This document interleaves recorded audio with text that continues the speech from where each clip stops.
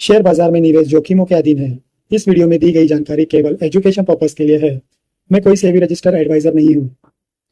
निवेश से पहले अपने वित्तीय सलाहकार से सलाह जरूर लें या अपनी रिसर्च खुद करें। दिलचस्प विश्लेषण की शुरुआत करते हैं। आज हम मीशो की वित्तीय वर्ष 2027 की पहली तिमाही की धमाकेदार अर्निंग्स और उनकी उस एसेट लाइट लॉजिस्टिक्स रणनीति को डीकोड करने वाले हैं जिसने सच में बाजार में तहलका मचा दिया है। ये सिर्फ एक कंपनी की बात नहीं है, बल्कि ये समझने की कोशिश है कि कैसे एक स्मार्ट रणनीति पूरे उद्योग का नक्शा बदल सकती है। तो चलिए बिना समय गवाए सीधे डेटा पर चलते हैं।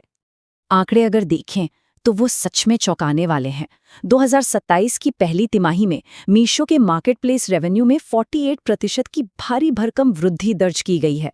ये कोई छोटी छलांग नहीं है।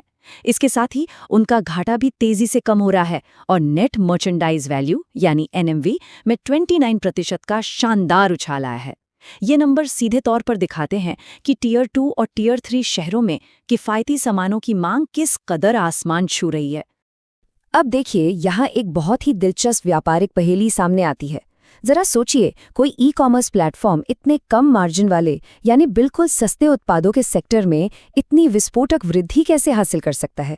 आमतौर पर वैल्यू कॉमर्स में मुनाफा कमाना बहुत मुश्किल काम माना जाता है। तो फिर मीशो सिर्फ अपना रेवेन्यू ही नहीं बल्कि मुनाफा भी कैसे बढ़ा रहा है?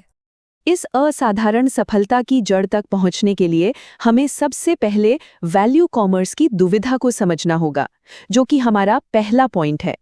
अगर हम भारतीय उपभोक्ता बाजार को देखें तो ये दो बिल्कुल अलग हिस्सों में बटा हुआ है। एक तरफ है प्रीमियम इंडिया 1 बाजार। ये कुल आबादी का केवल 9.1% है और यही वो छोटा संपन्न वर्ग है जिस पर पारंपरिक ई-कॉमर्स कंपनियों का पूरा फोकस रहा है। लेकिन मीशो का पूरा ध्यान उस विशाल इंडिया 2 सेगमेंट पर है जो बाजार का लगभग 91% है। इस विशाल आबादी को महंगे ब्रांड्स नहीं चाहिए, बल्कि उन्हें ऐसे बिना ब्रांड वाले उत्पाद चाहिए जो उनके बजट में बिल्कुल फिट बैठें। और असल चुनौती यहीं से शुरू होती है। उच्च निश्चित लॉजिस्टिक्स लागत बनाम कम औसत ऑर्डर वैल्यू। इंडिया 2 सेगमेंट में ग्राहक एक बार में बहुत कम पैसे खर्च करते हैं, जिसे हम बिजनेस की भाषा में एवरेज ऑर्डर वैल्यू या AOV कहते हैं। अब जरा सोचिए, अगर किसी का ऑर्डर ही बहुत सस्ता है तो पारंपरिक लॉजिस्टिक्स जैसे बड़े बड़े वेयरहाउस और महंगे हवाई परिवहन का भारी भरकम खर्च कैसे निकलेगा? अगर डिलीवरी फीस थोड़ी भी बढ़ाई गई तो कीमत के प्रति संवेदनशील यह ग्राहक तुरंत खरीदारी छोड़ देगा। तो इस गतिरोध को तोड़ने के लिए मीशो ने जो क्रांतिकारी कदम उठाया वो हमारा दूसरा विषय है, एसेट लाइट ब्रेक थ्रू यानी वाल्वों की शुरुआत। पारंपरिक लॉजिस्टिक्स जहां महंगे ट्रक और बड़े बड़े सेंट्रलाइज्ड वेयरहाउस होते हैं, उसके बिल्कुल विपरीत वाल्वो कुछ अलग ही करता है। यह विशुद्ध रूप से एक सॉफ्टवेयर लेयर है। सबसे हैरान करने वाली बात यह है कि इस मॉडल में कंपनी का अपना कोई ट्रक या वेयरहाउस नहीं है। जी हाँ, बिल्कुल शून्य। इसके बजाय यह एडवांस सॉफ्टवेयर के जरिए पूरे देश में फैले छोटे छोटे स्वतंत्र लॉजिस्टिक्स भागीदारों के एक विशाल नेटवर्क को आपस में बहुत ही कुशलता से जोड़ता है। अब आते हैं तीसरे हिस्से पर, वाल्वो नेटवर्क को डिकोड करना। चलिए देखते हैं कि ये सॉफ्टवेयर फर्स्ट तरीका असल में जमीन पर काम कैसे करता है। ये पूरी प्रक्रिया 3 मुख्य चरणों में काम करती है। पहला, first mile high density batching, मतलब एक ही इलाके से बहुत सारे पार्सल एक साथ पिक किए जाते हैं, जिससे पिकअप की लागत काफी घट जाती है। दूसरा कदम है स्थानीय सॉर्टिंग हब। ये हब कंपनी के नहीं है, बल्कि स्थानीय लोगों द्वारा कमीशन के आधार पर चलाए जाते हैं, जिससे फिक्स्ड खर्चे पूरी तरह खत्म हो जाते हैं। और तीसरा, मिडिल माइल के लिए उन ट्रकों का इस्तेमाल करना जो पहले से सड़कों पर दौड़ रहे हैं। और यहाँ आती है सबसे शानदार रणनीति, खाली मील यानी एम्प्टी माइल्स का इस्तेमाल। भारत के विशाल लेकिन असंगठित ट्रकिंग सेक्टर में जब ट्रक अपना माल छोड़कर वापस लौट रहे होते हैं तो वो अक्सर खाली होते हैं। वॉल्वो बस इसी बात का फायदा उठाता है और इन ट्रकों की इस खाली जगह को बहुत ही मामूली कीमत पर बुक कर लेता है।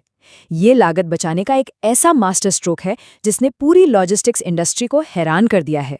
और इसका नतीजा क्या हुआ? ये एसेट लाइट नेटवर्क इतना कुशल साबित हुआ है कि 2027 की पहली तिमाही में प्रति डिलीवर किए गए ऑर्डर की लागत में लगभग ₹1 की भारी गिरावट आई है। जरा सोचिए, एक तरफ जहां ईंधन की कीमतें आसमान छू रही हैं और महंगाई बढ़ रही है, वहां प्रति पार्सल कॉस्ट का कम होना अपने आप में एक बहुत बड़ी उपलब्धि है। यही कारण है कि कंपनी का नेतृत्व इस समय इतना आश्वस्त है।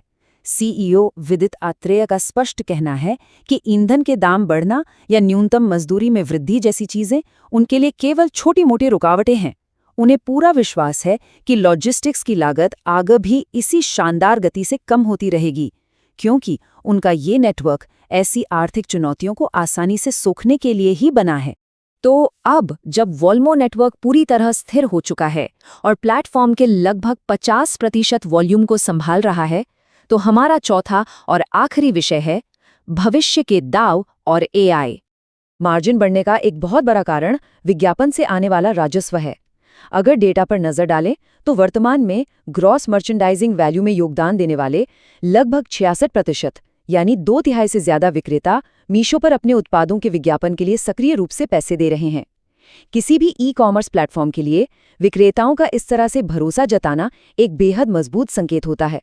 अगले 5 वर्षों में 25% की वार्षिक वृद्धि दर बनाए रखने के लिए कंपनी ने लगभग 200 करोड़ रुपए का बजट नई पहलों के लिए रखा है। इसमें क्या क्या शामिल है? इसमें शामिल है ऑनबोर्डिंग के लिए ऐसे उन्नत एआई टूल्स विकसित करना जो समस्याओं को दोगुनी गति से सुलझाते हैं, बड़े ब्रांड्स के लिए मीशो मॉल का तेजी से विस्तार, B2B रिटेल के लिए खास किराना क्लब, और तो और 30 रुपए से कम की रोजमर्रा की ग्रोसरी के लिए एक बिल्कुल नए कम लागत वाले स्थानीय लॉजिस्टिक्स नेटवर्क की टेस्टिंग भी चल रही है।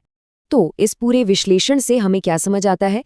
यही कि अगर भारी भरकम फिजिकल लॉजिस्टिक्स की बाधा को एक स्मार्ट सॉफ्टवेयर ऑप्टिमाइजेशन की पहेली में बदल दिया जाए तो एक विशाल बाजार को अनलॉक किया जा सकता है। और ये हमें एक बहुत बड़े सवाल के साथ छोड़ जाता है।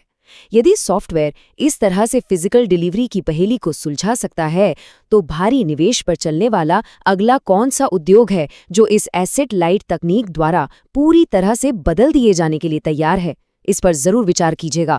ये था आज का डिटेल एनालिसिस। अगर आपको वीडियो पसंद आती है तो हमारे चैनल को अभी सब्सक्राइब करके लाइक बटन दबाना ना भूलें। अगला एनालिसिस आपको किस स्टॉक पर चाहिए हमें कमेंट बॉक्स में जरूर बताएं।